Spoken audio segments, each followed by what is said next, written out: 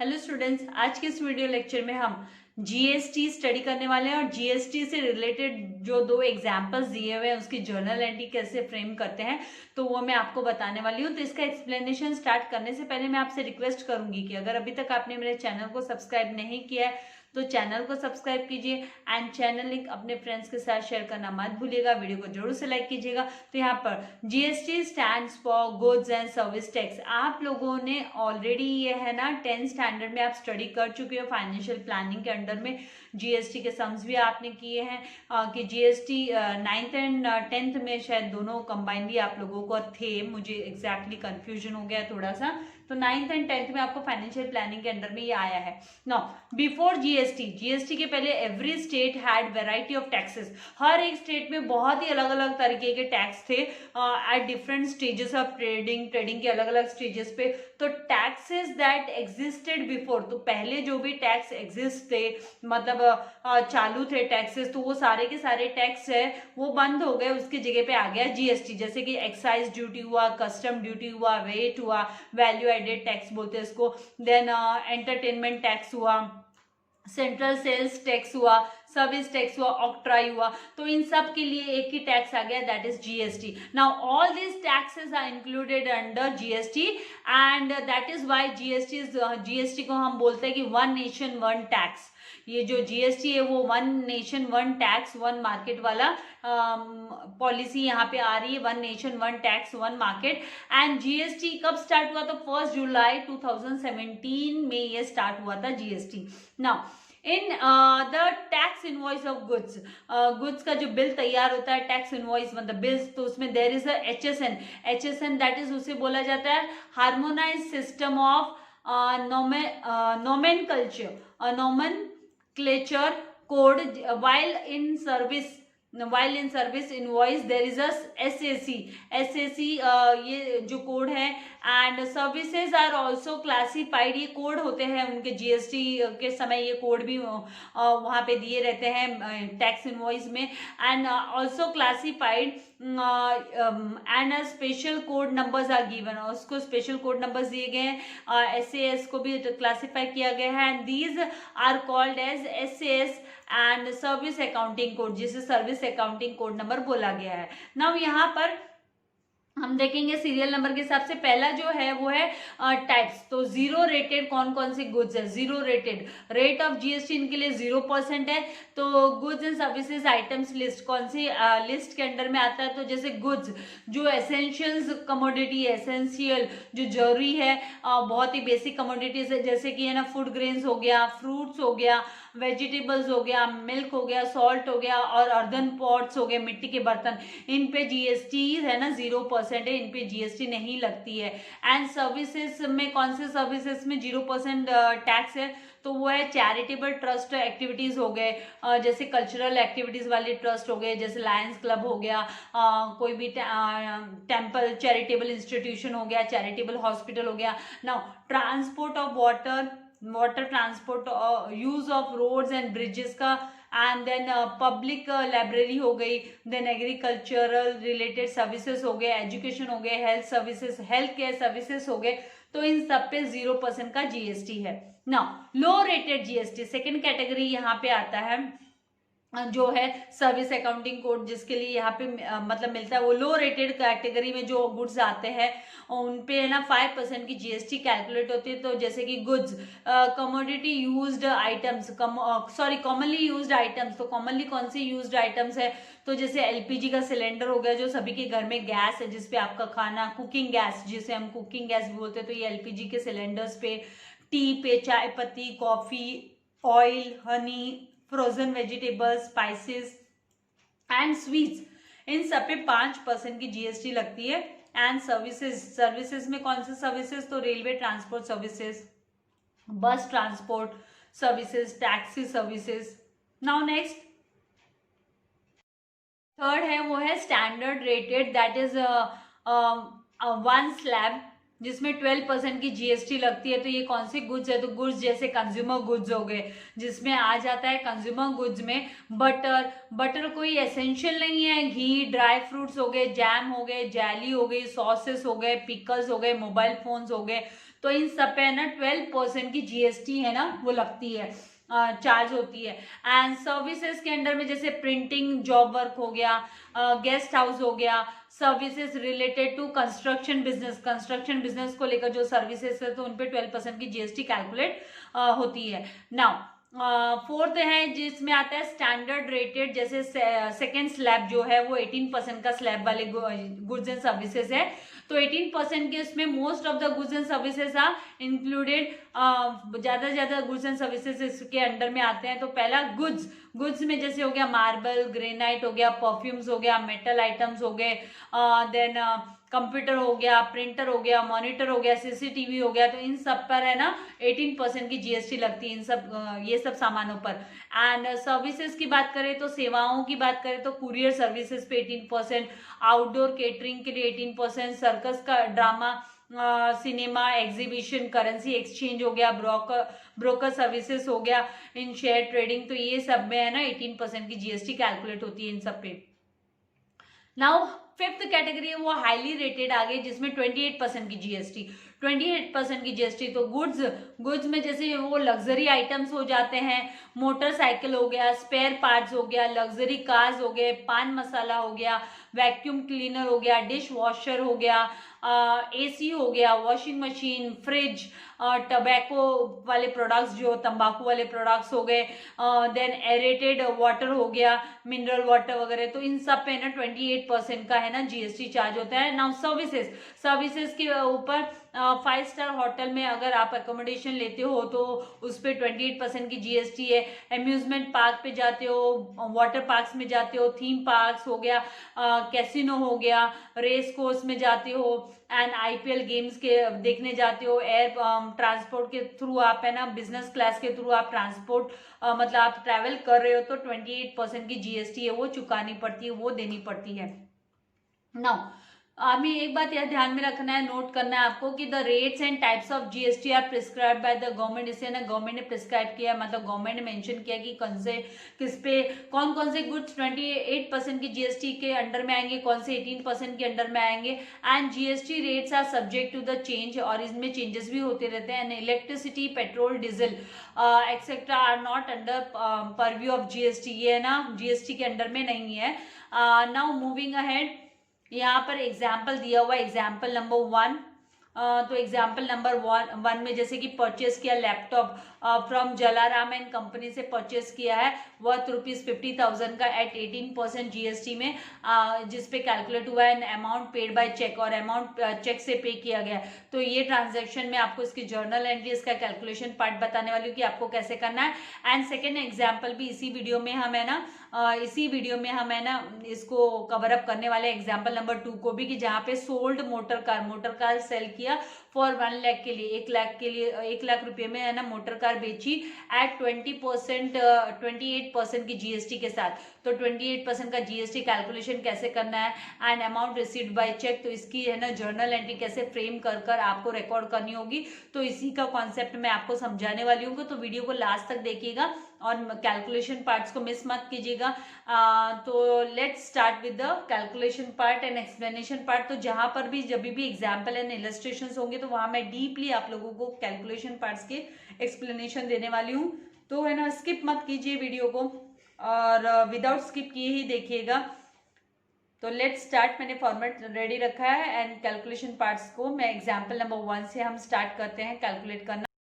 तो सबसे पहले हम क्या करेंगे, यहाँ पे जो लैपटॉप है परचेस किया है जलाराम ने, 50,000 का लैपटॉप परचेस किया, लेकिन इसकी जो सेलिंग प्राइस है, नेट वैल्यू क्या है, टोटल वैल्यू क्या है, तो वो हमको कैलकुलेट करनी है। तो हम लिखेंगे कॉस्ट ऑफ लैपटॉप, इसकी जो कॉस्ट है लैपटॉप की वो ₹50,000 है, ₹50,000। एंड फिर आपको क्या करना है, उस पर आपको जीएसटी कैलकुलेट करना है। तो GST is equals to amount of GST, हम बोल सकते हैं अमाउंट ऑफ GST मैं यहाँ लिख देती हूँ, amount of GST is equals to 50,000 multiply by rate of GST, rate of GST। तो यहाँ पर जो रेट ऑफ GST है मतलब cost of laptop multiply by rate of GST हम बोल सकते हैं। तो 50,000 मल्टीप्लाई बाय, यहाँ पे जो GST की रेट दी है वो कितनी दी है, 18% की दी है, तो मतलब हमें 18/100 करना है। तो is equals to these zeros will get cancel, 2 zeros हम कैंसिल कर देंगे, और 18 फाइजा क्या होता है 90, 18 फाइजा 90। तो यहाँ पर जो अमाउंट आएगा वो 9,000 आ जाएगा GST का, 9,000 GST है। लेकिन हमें पता है कि इसमें जो इनपुट GST और इनपुट SGST करके हम लिखते हैं इनपुट, ये इनपुट कब है, जब आप परचेस करते हो, और ये जब परचेस करते हो राइट, आप जब कोई सामान परचेस करते हो तो आपको एक्सपेंडिचर्स हो गया, जो GST है वो आपके लिए एक्सपेंसेस हो गया, GST आपके लिए एक्सपेंस हो गया है राइट, तो इसमें इंक्लूड होने वाला है। तो मतलब जो लैपटॉप की जो टोटल नेट वैल्यू है, net value of laptop is equals to cost of laptop plus amount of GST, तो यहाँ पर जो अमाउंट ऑफ GST आ गया है वो 9,000 आ गया, तो 50,000 प्लस 9,000, तो टोटल जो वैल्यू है वो 59,000, मतलब पेमेंट जो करना है चेक के थ्रू जो पेमेंट जाएगा वो 59,000 का जाने वाला है। अब यहाँ पे हमको है ना, हमने स्टडी किया, आप लोगों ने पहले भी इसको स्टडी किया है, 9th में था कि 10th में, वो थोड़ा सा मुझे डाउटफुल हो गया, कन्फ्यूजन है क्योंकि एकदम कंफर्म मुझे ध्यान में नहीं आ रहा है, लेकिन आप लोगों ने 9th नहीं तो 10th में इसको कैलकुलेशन किया है कि ये जो GST होती है ना, इसमें ये ना हाफ, मतलब इसका जो GST रेट कितनी है यहाँ पे 9% है, तो यहाँ पे जो CGST कैलकुलेट होगी, मैं यहाँ पे नीचे आपको CGST का कैलकुलेशन दिखा रही हूँ कि CGST इज इक्वल्स टू, यहाँ पर आएगा 9%, यहाँ पे हाफ ऑफ GST, तो हाफ ऑफ GST यहाँ पे क्या हुआ, GST का अमाउंट हमारे पास 9,000 आ गया है, तो जो CGST होगा वो होगा 4,500। तो सेम वे जो है ना SGST मतलब ये स्टेट को जाता है और CGST मतलब सेंट्रल गवर्नमेंट को जाता है, तो आधा आधा टैक्स चला जाता है, आधा सेंट्रल गवर्नमेंट की रेवेन्यू हो जाती है और आधा है ना स्टेट गवर्नमेंट की रेवेन्यू हो जाती है। तो half of GST that is half multiply by 9,000 that is 4,500। तो अभी जब हमारी जर्नल एंट्री फ्रेम होगी तो जर्नल एंट्री में हमें अभी ये क्या हमको आइडेंटिफाई करना है कि हमने परचेस क्या किया लैपटॉप, और लैपटॉप क्या है, तो लैपटॉप एसेट है, लैपटॉप है ना, ये एसेट है, लैपटॉप इज एसेट, ये क्या है, ये एसेट है, ये एसेट है, जलाराम के लिए ये एसेट है। तो जब भी एसेट में इंक्रीज होता है, एसेट में जब इंक्रीज होता है तो हम उसे डेबिट करते हैं। तो हम जर्नल एंट्री फ्रेम करने के समय पर, यहाँ पे हमारे पास डेट नहीं दी हुई तो हम जस्ट खाली 1 ऐसे लिख के छोड़ रहे हैं, यहाँ पे कोई डेट वगैरह हमको दी नहीं है, तो हम लैपटॉप अकाउंट को डेबिट करेंगे, क्योंकि है ना इंक्रीज इन एसेट, एसेट आना, लैपटॉप आना मतलब बिजनेस में इंक्रीज हो रहा है, एसेट इंक्रीज हो रहा है। तो यहाँ पर हमको क्या करना होगा, यहाँ पे लैपटॉप को हम डेबिट करेंगे, लैपटॉप अकाउंट डेबिट, क्योंकि इंक्रीज इन एसेट मतलब डेबिट करो। आपने रूल्स नहीं देखे हैं, मॉडर्न अप्रोच रूल, या आपने जो इसके गोल्डन रूल्स है वो भी नहीं देखे, अगर ट्रेडिशनल अप्रोच के हिसाब से जाते हो तो भी डेबिट ऑल, यहाँ पे आपको क्या करना है, डेबिट ऑल, ये रियल अकाउंट है, तो डेबिट व्हाट कम्स इन, तो यहाँ पे है ना लैपटॉप बिजनेस में आ रहा है, कम्स इन है तो 50,000, और अगर मॉडर्न अप्रोच के हिसाब से जाते हो तो मतलब debit the increase in asset, तो यहाँ पे एसेट इंक्रीज हो रहा है, एसेट में इंक्रीज हो रहा है, तो मतलब ये डेबिट करना है। एंड इसके साथ ही आपको है ना ये CGST input and SGST input करके आपको है ना यहाँ पे जर्नल एंट्री में ये भी लिखना पड़ेगा कि इनपुट CGST, इनपुट SGST। तो जब भी हम परचेस करते हैं तो हम इनपुट वर्ड यूज करते हुए हम लिखेंगे, तो और ये हमारे लिए है ना मतलब एक्सपेंस हो गया, जलाराम के लिए एक्सपेंस हो गया। तो इंक्रीज इन एक्सपेंसेस, जब भी ये एक्सपेंस है, जलाराम के लिए क्या है, एक तरीके से एक्सपेंस हो गया। तो जब भी इंक्रीज होता है एक्सपेंस में तो हमें क्या करना होता है, हमको उसे डेबिट करना होता है। तो यहाँ पे हम लिखेंगे input CGST account debit input. इसी तरीके से जर्नल एंट्री बनानी होगी आपको, SGST अकाउंट डेबिट एंड कितना अमाउंट है, तो 4500 सेंट्रल गवर्नमेंट की इसमें चला जाएगा और 4500 है वो स्टेट गवर्नमेंट के इसमें। और 2 यहाँ पर हमको क्रेडिट में हम क्या लिखेंगे, तो पैसा भाई आपका यहाँ पे ना चेक के थ्रू पेमेंट किया, पेड बाय चेक।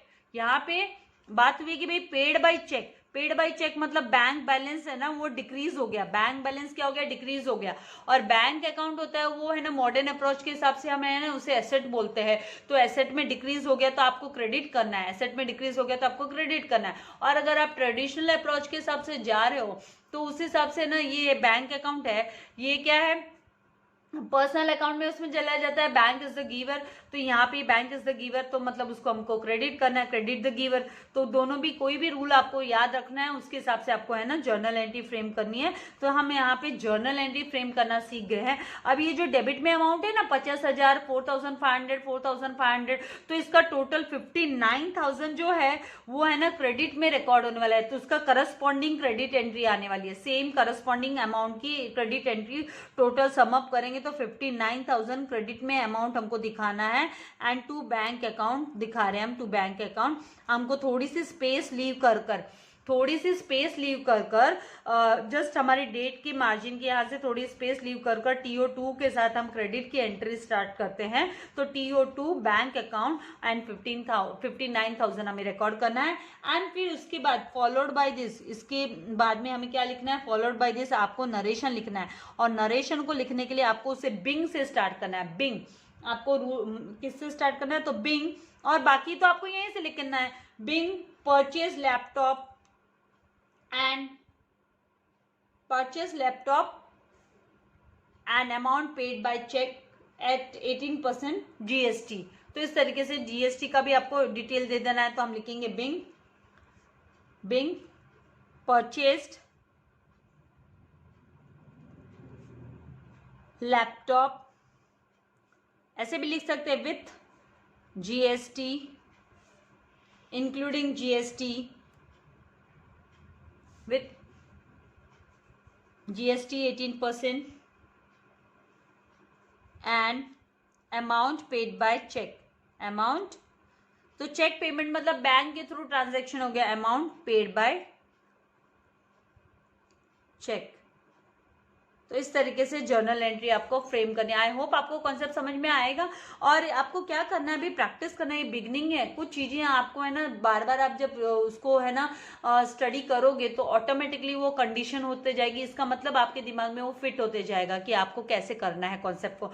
अभी मूव करते हैं हम एग्जाम्पल नंबर 2। ये जो पेज नंबर 55 पे दिया हुआ है वही हम कर रहे हैं। अभी एग्जाम्पल 2 में यहाँ पे अभी सोल्ड को लेकर आ गया। भाई आपने मोटर कार सेल कर दी, सोल्ड मोटर कार सेल की 1 लाख रुपीज के लिए। तो मोटर कार सेल की 1 लाख रुपीज में GST है ना 28% उस पर कैलकुलेट करना है हमको।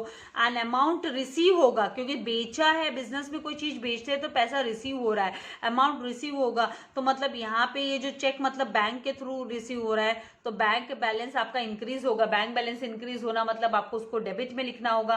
तो ये तो एक वो करना है आपको, इस तरीके से दिखाना है। और मोटर कार है, ये भी आपका क्या है, ये भी आपका एसेट है, मोटर कार भी एसेट है। और ये मोटर कार आपने बेच दिया मतलब बिजनेस से बाहर चला गया तो आपका एसेट डिक्रीज हो रहा है। जब एसेट डिक्रीज होता है तो हम उसको क्रेडिट करते हैं, और जब एसेट इंक्रीज होता है, बैंक क्या है, एसेट है, जब इंक्रीज होता है तो उसे डेबिट करते हैं। तो इस बार हमें ना बैंक अकाउंट को डेबिट करने वाले हैं एंड हम है ना मोटर कार अकाउंट को हमें ना क्रेडिट करने वाले हैं।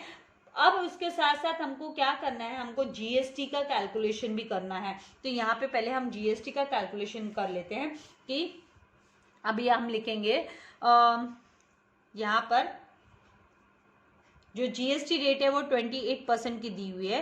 तो यहाँ पर अमाउंट ऑफ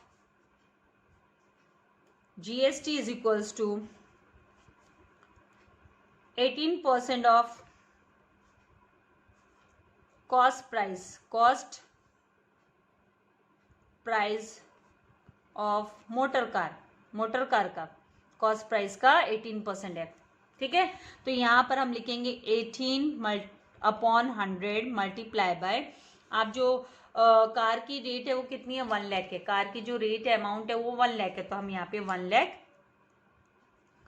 और जब हम कैलकुलेशंस करेंगे तो this 2 zeros will get cancel with this, तो कितना आ गया 18,000, तो जीएसटी का अमाउंट है वो 18,000 है, तो यहाँ पर CGST is equals to SGST, ऐसे भी कंबाइनली आप कैलकुलेट कर सकते हो, is equals to half of amount of GST, amount of GST, तो यहाँ पर जो अमाउंट आएगा हाफ मल्टीप्लाई बाय 18,000, यहाँ पे सॉरी यहाँ पे 28% जीएसटी कैलकुलेट करने, 18% नहीं, यहाँ पे जो रेट ऑफ जीएसटी दी है वो 18% दी है, तो यहाँ पे हमको क्या करना है 18% कैलकुलेट करना है, सॉरी 28% कैलकुलेट करना है, प्रीवियस सम का ही ध्यान में रह गया, 28% हमको जीएसटी कैलकुलेट करना है, 28%, तो जब हम 28% जीएसटी कैलकुलेट कर रहे हैं तो फिर 28,000 मतलब यहाँ पर जीएसटी का अमाउंट 28,000 आया, और जीएसटी अमाउंट 28,000 आया तो half of GST will be CGST and SGST, तो आप 28,000 को 2 से डिवाइड करोगे तो 14,000 का यहाँ पर क्या आने वाला है, 14,000 का आपको सीजीएसटी एंड एसजीएसटी का रिकॉर्ड करना है। तो जब भी आपको एक बात याद रखना है, जब भी हम सेलिंग करते हैं तो हम आउटपुट वर्ड यूज करते हैं, आउटपुट, सीजीएसटी एंड एसजीएसटी के साथ हमें ना output CGST, output SGST use करते हैं, और जब भी हम, जब ये कब का होता है, जब सोल्ड, जब आप है ना बिजनेस से में कोई सेलिंग कर रहे हो तो आप आउटपुट वर्ड यूज करोगे, जब सोल्ड कर रहे हो, सेल कर रहे हो, और जब आप परचेस करते हो तो आपको कौन सा वर्ड यूज करना है, तो इनपुट, आपको इनपुट, जब हम परचेस करते हैं बिजनेस में कुछ भी तो हम जीएसटी और एसजीएसटी के साथ हम इनपुट वर्ड यूज करते हैं, इनपुट, और जब हम सेल करते हैं तो आउटपुट वर्ड, तो यहाँ पे आउटपुट। अब है ना यहाँ पे बैंक मतलब इसका जो नेट वैल्यू क्या होगा वो भी हमें देख लेना है भाई, नेट वैल्यू क्या होगा, तो नेट वैल्यू